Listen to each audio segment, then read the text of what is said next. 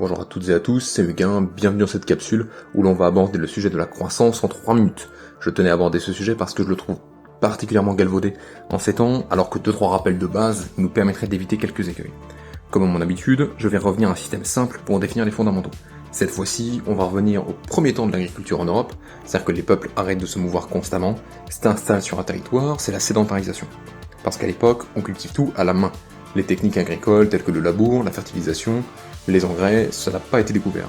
On travaille au champ 12 heures par jour, en fait on s'arrête quand il fait trop sombre pour travailler, et les individus vont adopter différents comportements. 2 d'entre eux sont très bien évoqués dans la fable de la cigale et de la fourmi.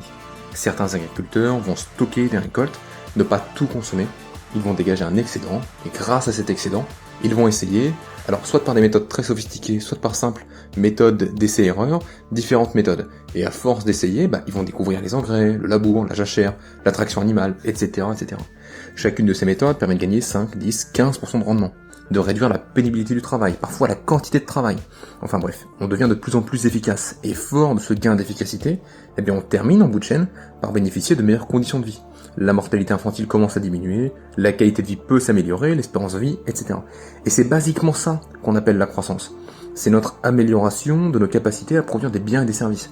D'autres agriculteurs vont au contraire utiliser 100% de leur récolte à court terme, ce qui leur permet certainement de mieux vivre à l'instant, ou du moins d'y survivre, mais les rend très vulnérables à tous les imprévus, à la guerre, à une mauvaise récolte, à une pandémie.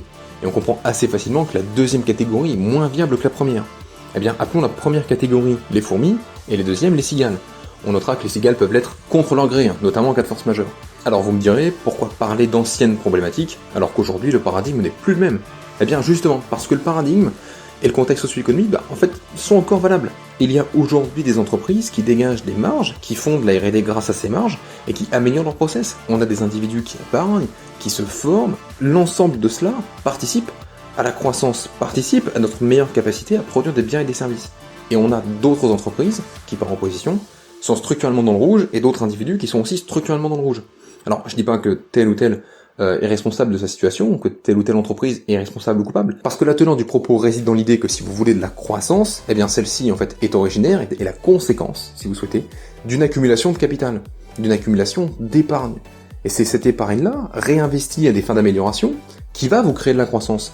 C'est nullement de l'investissement ou c'est nullement de la dépense. La croissance par la dépense, c'est un mythe. Ça l'a été, ce sera très certainement toujours.